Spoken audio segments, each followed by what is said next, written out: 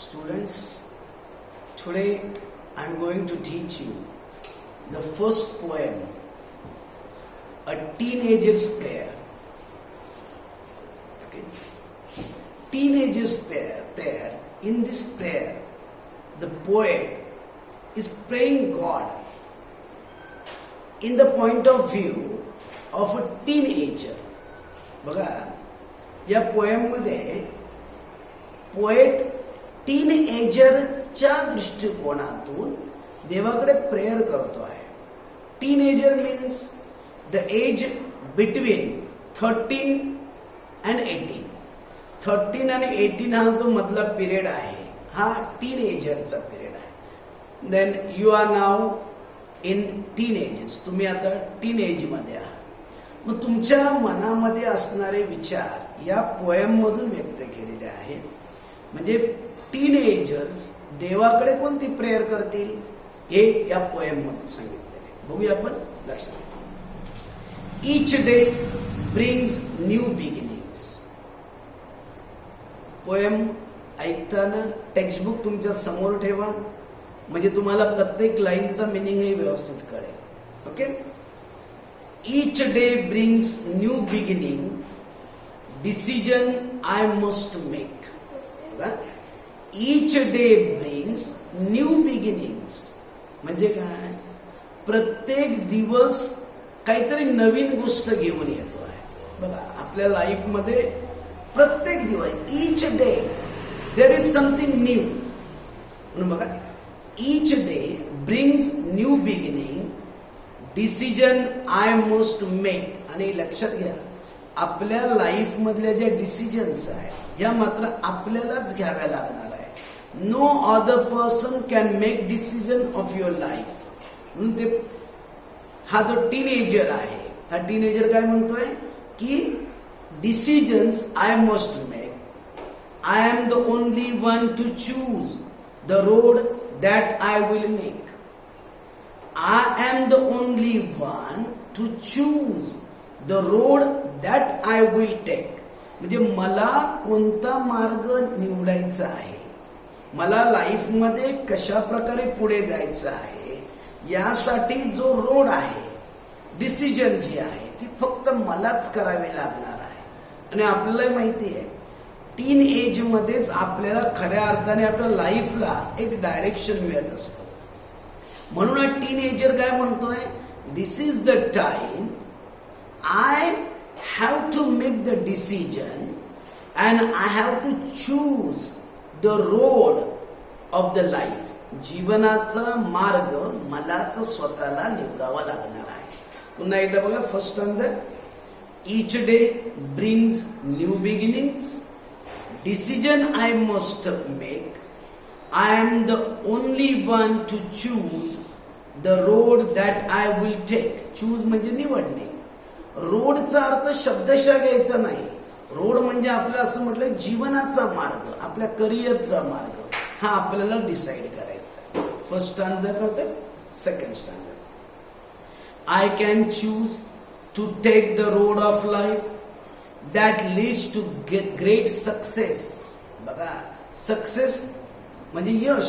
म्हणजे मी जो मार्ग निवडणार आहे तो कदाचित मला सक्सेस कडे घेऊन जाईल.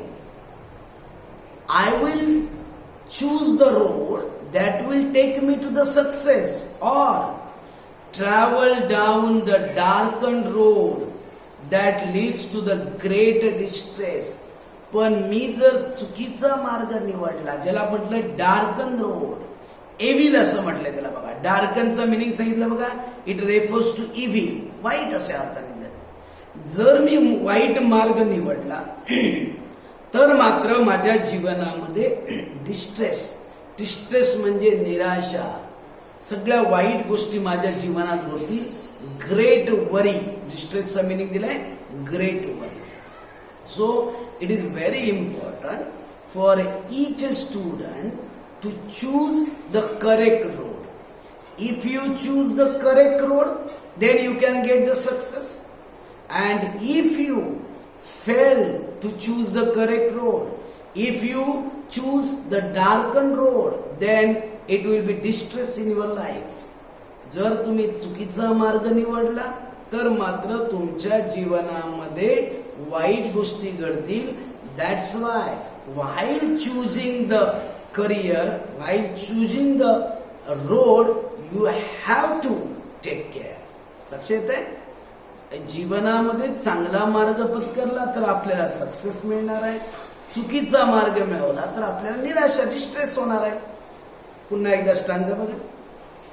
I can choose to take the road of life that leads to great success. Leads म्हणजे घेऊन जाणे, म्हणजे असा मार्ग मी जर निवडला तर मला सक्सेस कडे घेऊन जाईल. और travel down the darken road that leads to a great distress. पण चुकीचा मार्ग, डार्कन रोड जर मी चूज केला तर मात्र मला डिस्ट्रेस कडे घेऊन जाईल. Second standard. Now third standard. Please open up my eyes dear lord. बघा, देवाला विनवणी करतोय, रिक्वेस्ट करतोय. Please open my eyes dear lord. Lord, देव, परमेश्वर, भगवान देवाला म्हणतो, देवा माझे डोळे उघड, म्हणजे माझ्या मनामध्ये असे थॉट्स निर्माण कर. That I might clearly C. की बघा, माझे डोळे असे उघड की मला सर्व काही क्लिअर दिसेल, आजूबाजू जे चुकीचं आहे ते मला कळेल. Help me stand for what is right but bring out the best in me. बघा, help me stand for what is right. जे बरोबर आहे ते निवडण्यासाठी परमेश्वरा मला हेल्प कर, मला थोडी मदत कर. Bring out the best in me. माझ्यामध्ये चांगल्या गोष्टी निर्माण होऊ द्या.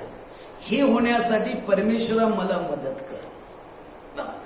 God can give us the moral support. God can give us solace. देव आपल्याला मनाची शांतता देत असतो.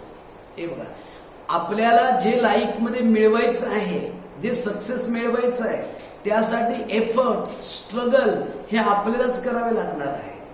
परंतु आपल्याला जो एफर्ट करण्यासाठी जो मॉरल सपोर्ट मिळणार आहे, जेवढा बॅकिंग मिळेल, तो परमेश्वरा चिंतनातून आपल्याला नक्कीच मिळेल. म्हणून आपण देवाला प्रेयर करत असतो, आपल्याला मनाला शांतता मिळण्यासाठी. म्हणून अशा प्रकारे आपल्याला काय करायचं असतं, देवाचे प्रेयर करायचे असते. बघा, please open up my eyes dear lord that I might clearly see. Help me stand for what is right. Bring out the best in me. Next standard. Help Lord to just say no when temptation come on way. Temptation means, टेम्पटेशनचं meaning दिलाय बघा. A strong wish to do something bad or wrong. एखादी वाईट करण्याची जी strong अशी wish असते, किंवा आपण ज्याला मराठीमध्ये मोह असं म्हणतो, की असा मला जेव्हा मोह निर्माण होईल. जसं एखाद्याला आपल्याला आता पाहतो बघा, आपण बरेच लोक बॅड अशा प्रकारे कंपनीमध्ये जातात, बॅड अशी सोबतीमध्ये जातात, कारण त्यांच्यामध्ये टेम्पटेशन निर्माण होतं. They like to get short time money, म्हणजे त्यांना थोड्याच मेहनतीमध्ये पैसा मिळवायचा असतो. अशा वेळी बऱ्याच वेळा ते बॅड कंपनीमध्ये जातात, वाईट सोबतीमध्ये जातात. म्हणून हा टीनेजर देवाला काय प्रेयर करतो बघा. Help Lord to just say no when temptation comes on my way. जेव्हा माझ्या मनामध्ये अशा प्रकारे मोह निर्माण होईल, टेम्पटेशन निर्माण होईल, तेव्हा मला त्याला नकार देण्यासाठी म्हणून परमेश्वरा मला मदत कर. म्हणजे माझ्या मनामध्ये असा मोह निर्माण होता कामा नये. That I might keep my body clean and fit for life each day. बघा, त्यासाठीच मी माझं जे लाईफ आहे हे आणि बॉडी जे आहे ती फिट आणि क्लीन ठेवायची मला. आपल्याला लाईफ मध्ये कुठली गोष्ट अचीव करायची असेल, for that you must keep your body fit and your mind clean. कुठलीही गोष्ट जोपर्यंत आपलं शरीर चांगलं नाही, मन चांगलं नाही, तोपर्यंत आपण लाईफ मध्ये कुठलीही गोष्ट मिळवू शकत नाही. आणि जरी ती मिळाली आपल्याला तर आपण आनंदाने सॅटिस्फाईडने जगू नाही शकत. म्हणून कवी हे जे टीनेजर आहे, हा टीनेजर काय सांगतोय बघा, help Lord to just say no when temptation comes my way, that I might keep my body clean and fit for life each day. प्रत्येक दिवस माझ्या लाईफ मध्ये असा चांगला निर्माण होऊ द्या. लास्ट स्टँजा बघा, when my teenage years are over, what will happen? After some years my teenage will over. बघा, प्रत्येक व्यक्तीच्या लाईफ मध्ये टीनेज आहे. टीनेज पिरियड संपल्यानंतर आपण ऍडल्ट होणार आहोत. आफ्टर 18 इयर्स, जेव्हा आपण 18 वर्षाचे होणार तेव्हा आपण ऍडल्ट म्हणणार. म्हणून हा जो टीनेजर देवाला काय म्हणतो बघा, when my teenage years are over, I know that I will see that life is lived its very best with you walking next to me. जेव्हा मी माझं टीनेज संपवणार, मी माझ्या लाईफ मध्ये पुढे जाणार, that time I know you will B with me. म्हणजे काय, देवा तू नक्कीच माझ्या बरोबर असशील. जेव्हा जेव्हा मी डिसिजन घेईन किंवा जेव्हा जेव्हा माझ्या लाईफ मध्ये काही अडचणी, काही सेटबॅक्स निर्माण होतील, that time you will be there to help मी.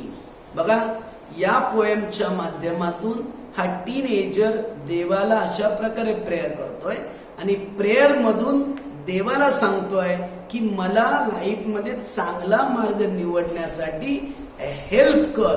आणि आपल्याला तर माहिती आहे, this year is very important for you because you are going to give 10th standard exam and after that you have to choose the career. That's why this is a very important poem for you also. So learn very carefully, okay?